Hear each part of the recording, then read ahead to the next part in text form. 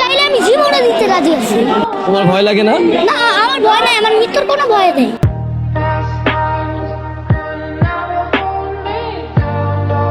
Hello guys, আসসালামু আলাইকুম। কেমন আছেন সবাই? আশা করি সকলে অনেক বেশি ভালো আছেন। ওয়েলকাম টু স্বাধীন বাংলাদেশ 2.0। তো এই নতুন স্বাধীন বাংলাদেশ এসে আপনাদের কেমন লাগতেছে অবশ্যই কমেন্ট করে জানাবেন, এবং বাংলাদেশে কোটা আন্দোলন নিয়ে যে কোনো মতামত থাকলে কমেন্ট বক্সে জানাতে পারেন। তো আজকের ভিডিওতে আমরা দেখতে যাচ্ছি কোটা আন্দোলনের কিছু ভিডিও, কিছু ফানি ভিডিও রয়েছে, কিছু স্যাড ভিডিও রয়েছে। তো চলো বেশি কথা না বলে মূল ভিডিওটা শুরু করা যাক। তো ভিডিওটা শুরু করার আগে যারা আমাদের ছোট চ্যানেলটিতে নতুন আছে চ্যানেলটি অবশ্যই সাবস্ক্রাইব করে ভিডিওতে লাইক দিয়ে পাশে থাকবা। তো চলো শুরু করা যাক। তো প্রথমে আমরা দেখে নিব কোটা আন্দোলনে সাহসী কিছু বাচ্চাদের কথা। আর্মিদের কাছে বলবো যে গুলি কর, আমাকে গুলি কর। এখন আমি চাই প্রতিবাদ। তো ভাই এই বাচ্চাটির সাহসিকতা দেখে সবাই মুগ্ধ হয়েছে এবং তার প্রশংসা করেছে। এই প্রধানমন্ত্রী চেয়ার থেকে সরে যায় এবং মিজানুর রহমান আজার জন্য বসে যায়। তো বন্ধুরা, কারা কারা এই বাচ্চাটির সাথে একমত আছেন অবশ্যই কমেন্ট বক্সে জানিয়ে যাবেন, এবং বাংলাদেশের পরবর্তী প্রধানমন্ত্রী হিসেবে মিজানুর রহমান আজহারিকে কে কে চান সেটা কমেন্টে জানিয়ে যাবেন। তো চলুন পরের ক্লিপটি দেখে আসি। আমার কোনো ভয় লাগে না, আমি এই আন্দোলনে সাফল্য অর্জন করতে চাই। এই বাচ্চাটির কথা শুনে ভাই অবশ্যই চোখে পানি চলে আসার মতো। ভাই এই বাচ্চার কথার রিয়েকশনটাও চোখে পানি আসার মতো। তার কথা বলার ধরনটা ভাই ছিল জাস্ট। শান্তিপূর্ণ আন্দোলন করে শুরু করেছে, সেজন্য আমি এখন এই আন্দোলনে অংশগ্রহণ করব।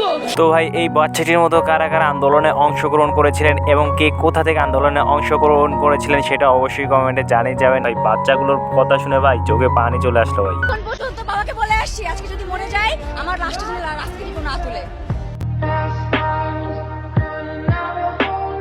এই আপুর কথাগুলো আপনাদের কাছে কেমন লেগেছে? আমার কাছে পার্সোনালি ভালো লেগেছে অনেক। আমার ছাত্রদল যখন বিজয় উল্লাস নিয়ে বের হবে, আমাকেও তখন যদি বিজয় ঘোষণা করে আমার রাষ্ট্র তারা দাফন করে। তো এরপরে দেখবো এরকমই আরো একটি সাহসী আপুর কথা। আরে ওই যমুনা টিভি ছাড়া কোনো প্রেম কোনো আপনারা সবাই তো এই আপুর কথাগুলো অবভিয়াসলি সত্যি ছিল। শুধুমাত্র যমুনা টিভি ছাড়া অন্য কোনো টিভি চ্যানেল ছাত্রদের সাপোর্টে ছিল না। শুধুমাত্র দেশের একমাত্র সংবাদ মাধ্যম যমুনা টিভি, যেটা কিনা ছাত্রদের সবসময় সাপোর্ট দিয়েছিল। যমুনা টিভি ছাড়া আপনারা এখানে যত সব বাতাবি লেবু ছাড়েন, বাতাবি আসলে ভাই একমাত্র যমুনা টিভি ছাড়া সব টিভি বাধা পেলে উচারছে। এ লাগবে পানি? পানি আছে, হ্যাঁ, এরকম একটা বোতল আছে। মুগ্ধ আমাদের জন্য অনেকগুলো পানির বোতল রেখে গিয়েছে। সেই যমুনা টিভির এই ভিডিওটা দেখলেই ভাই বোঝা যায় যে তারা কতটা ছাত্রদের সাপোর্টে ছিল। ভাই এখানে এই সাংবাদিকটা জাস্ট কান্না করে দেয় সেই কথাগুলো বলতে গিয়েই। অগস্টের আগে জুলাইতে এমন করে শোক পালন করতে হবে আমরা কেউ ভাবিনি। তার ভিডিওটা দেখলে ভাই মনের অজান্তেই চোখ দিয়ে পানি চলে আসে। প্লিজ দর্শক কেউ ভাববেন না যে আমি প্ল্যান করে এসেছি, আমি কোনো ভিউ বাড়ানোর জন্য কান্নাকাটি করছি। প্লিজ কেউ ভাববেন না। তো এরপর চলুন দেখে আসা যাক আন্দোলনের কিছু চিত্র।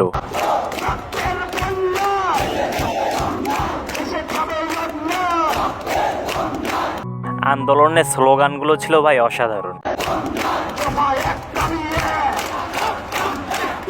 আমাদের এই জেনারেশনকে ভাই অনেকেই বলেছে যে মোবাইলে আসক্ত, মাদক আসক্ত। ভাই তাদের জন্য এই কথাগুলো। এই জেনারেশনকে অনেক গালিগালাজ করেছেন না, এরা কিছুই পারে না, এরা মাদক আসক্ত, এরা সারাদিন অনলাইনে থাকে, দেখিয়ে দিয়েছে তো। হ্যাঁ ভাই এই জেনারেশনরাই দেখিয়ে দিয়েছে যে তারা চাইলে একটা সরকারকেও দেশ ত্যাগ করতে বাধ্য করতে পারে। তো বন্ধুরা, কারা কারা এই জেনারেশনের হয়ে আমার মতো গর্ববোধ করেন অবশ্যই জানিয়ে যাবেন। তো এই আন্দোলন চলাকালীন একমাত্র যমুনা টিভি আমাদের ছাত্রদের সাথে ছিল, সে কথা আগেও বলেছি। তাই যমুনা টেলিভিশনকে আমাদের ছাত্র ভাইরা কিছু সম্মাননা দিয়েছেন, সেটা অবশ্যই দেখে আসবো। চলো তাদেরকে নিয়ে যে স্লোগানটা দিয়েছিল।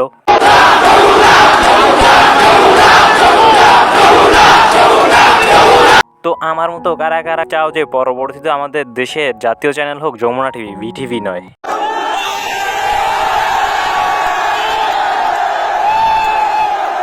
হ্যাঁ, ঠিক এইভাবেই আনন্দ মিছিলে মেতে উঠেছিলেন ছাত্ররা যমুনা টিভির সাংবাদিককে নিয়ে।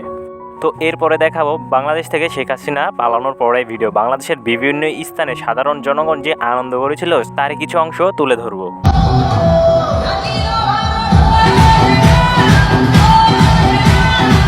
যাই বলেন, এখানে এই কাকুর ডান্সটা কিন্তু অসাধারণ ছিল। আপনাদের কাছে কেমন লেগেছে জানি না, আমার কাছে খুবই ভালো লেগেছে।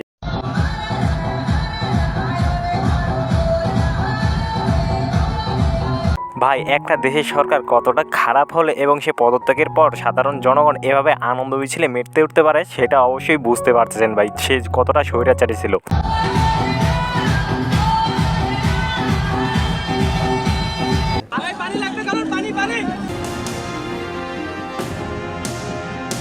মুগ্ধ ভাই, আবু সাইদ ভাই এবং যারাই কোটা আন্দোলনে শহীদ হয়েছেন ভাই, তাদের ছাড়া হয়তো বা দেশটা আবার দ্বিতীয়বার এভাবে স্বাধীন হইতো না ভাই। তাদের এই আত্মত্যাগ বাঙালি কখনো ভুলবে না।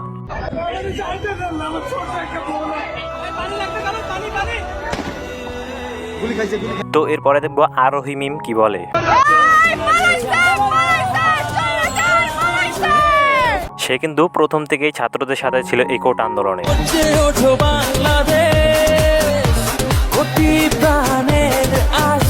শেখ হাসিনা দেশ থেকে পালানোর পরে কিছু ভিডিও দেখবো আমরা।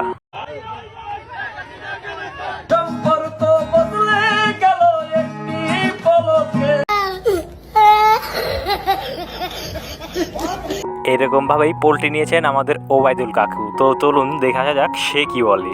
শেখ হাসিনাকে কবরস্থানে পাঠাতে হবে, এই একদম। সম্পর্ক বদলে গেল একটি পলকে।